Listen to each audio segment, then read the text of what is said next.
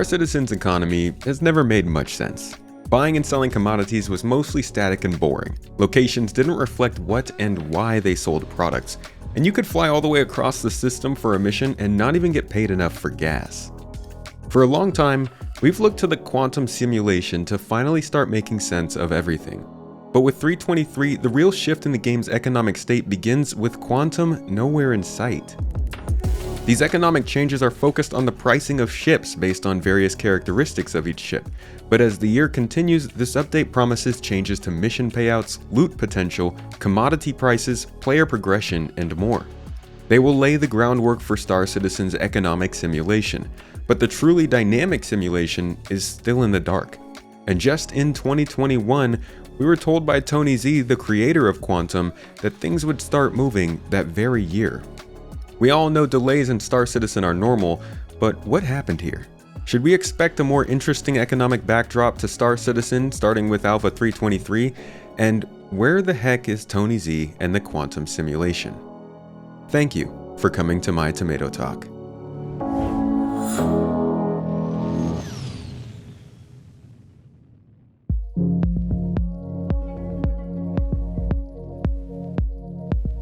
In Star Citizen 3.23, a multitude of economic updates that began in earnest early last year will begin to be implemented into the game.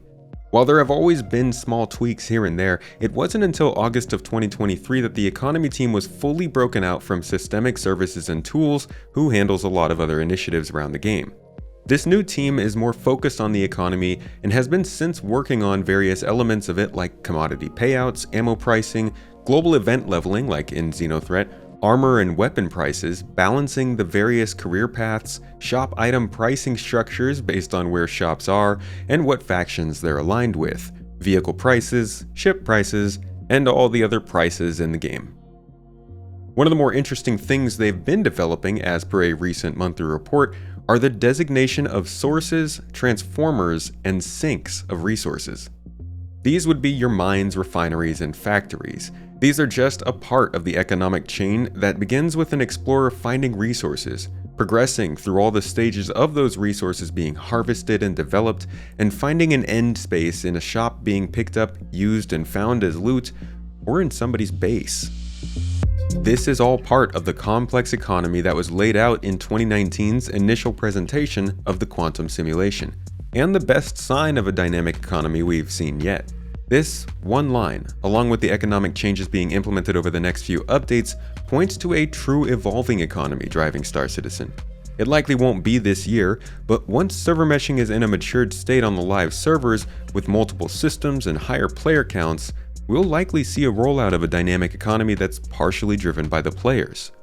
But this all starts with Alpha 3.23, and it's much less grand at Step 1. For this first step, we'll be seeing ship prices adjusted to match their place in the verse. These changes and where each ship lands are based on a few different things that the team specifically chose because they knew they were mostly set in stone.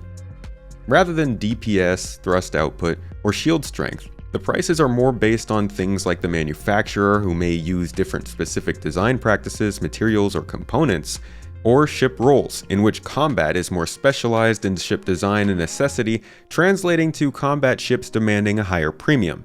Not to mention the cost of ammunition will go up as well. Now, I'm not going to go over all the price changes we're seeing here, but I can say that they are not all upwards. The medical Pisces specifically has dropped in price, possibly reflecting a new emphasis on testing medical gameplay or on wanting to get more people involved in taking medical beacons. While most of the changes are increases and they will hurt for now, just remember upcoming changes in later patches will also be boosting mission payouts and loot values. Until then, you can always join my org down below, GII, to make sure you got a good group of people that can back you up when you're in need. Besides that, these won't be the only changes to ship prices we're seeing. Eventually, pricing will also include the cost of material and armor, which will depend on the local economy, access to resources, and who makes the ship itself. This ever-changing network of costs and supply points that are meant to have a profound effect on where in the game you call home and where you do business is what we currently know as quantum. Quantum. It's quantum. Quantum, the overarching back-end simulation of the game that was first presented to us by its creator, Tony Zurovic. in 2019, and then we heard from him again in early 2021, and then again in mid-2021, and then again at CitizenCon 2021. But after that, virtually nothing. Just a couple of updates about what could be going on with the system and testing in the 317 branch. It's Quantum that goes through and basically says, okay, hey, in this area, we're going to spawn this many, and then of varying skill levels or varying threat levels. And then from there, it basically, the servers pick them up. And so, but it is Quanta in the background saying spawn here, spawn there. Let's take a look at where this system is, when we might get it, and where the heck is Tony Z?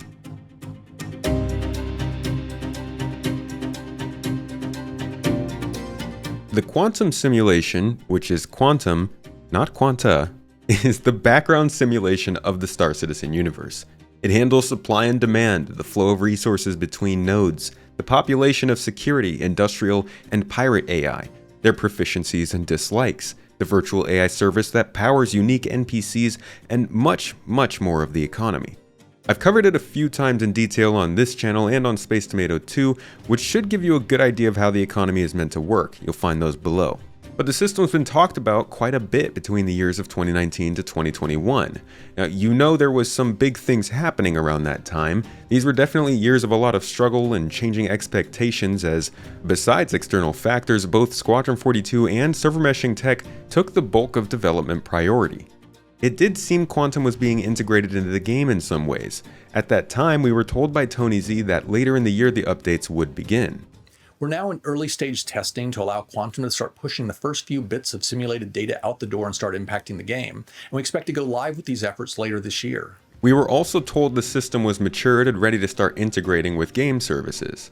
Almost a year later, we were informed by Todd Pappy that the 317 testing of the system would begin in a few locations with updates coming quarterly afterward. So I talked to Tony about it today. So they're still planning on Quantum in 317 to dictate the price of 3 commodities: repair materials, quantum fuel, and hydrogen fuel, and where service beacons occur, and the price, and then 3 probability volume tags: piracy, security, and freighters, at about a dozen locations. So like that's the way that the first iteration of Quantum will be put in, and then from there, again, every quarter we'll build on it and adjust it and then go from there. And in the lead up to 3.17, Todd explained a bit more of how the system was working in-game in the clip you guys saw right before this chapter started. That is the last time I can recall us hearing about the system publicly.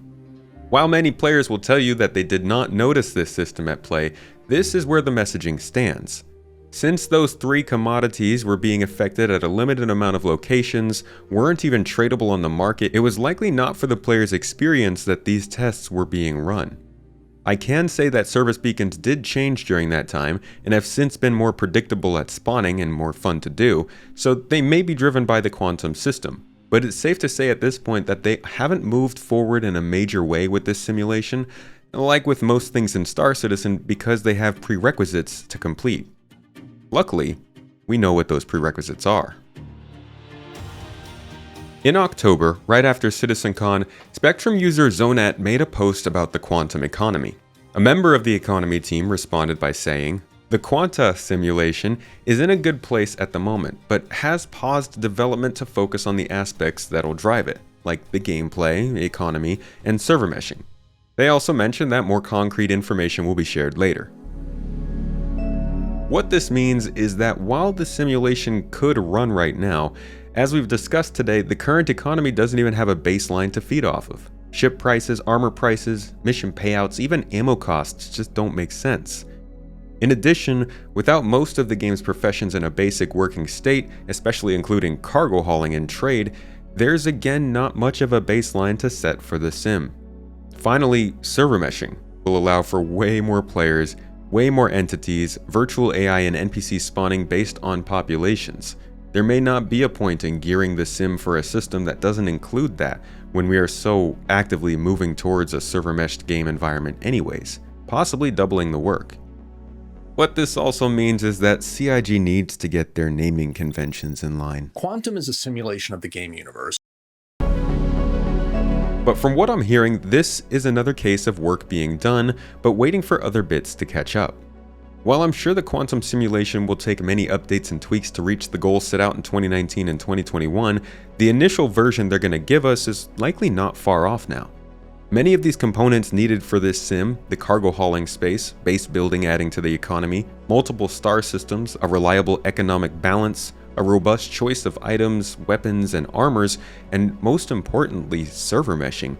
Many of these components are finding their way into the game this very year, and that could mean the simulation itself is not far behind. And as tends to be the case, CIG actually released a bit of new info on this a day before this video was scheduled to publish. This update actually comes from the mission design team though. It basically tells us that the new cargo updates of the 323 update branch are bringing the economy and logistical structure of Star Citizen in line for a more playable form before the full simulation kicks in. So basically the conclusion we came to here.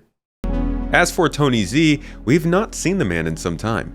His ideas, beliefs, and the simulation he heralded will continue to influence and drive the game forward, and I'm excited to see it implemented. I did get to talk to a member of the economy team at CitizenCon, and everything that I heard sounded exactly like what we've wanted. A dynamic web of economic nodes feeding into a macro economy that we can see the effects of across the system.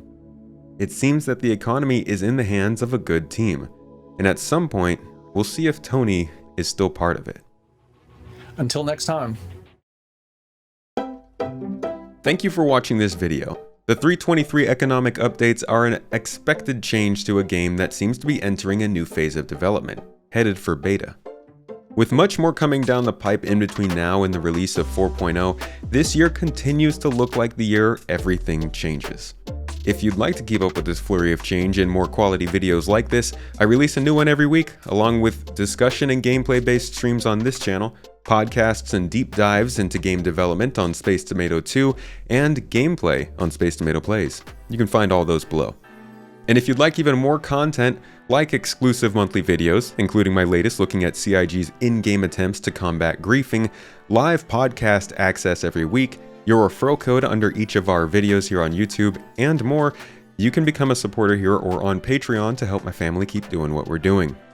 Whatever you do decide, I hope you learned something new in this video, and I'll see you in the next.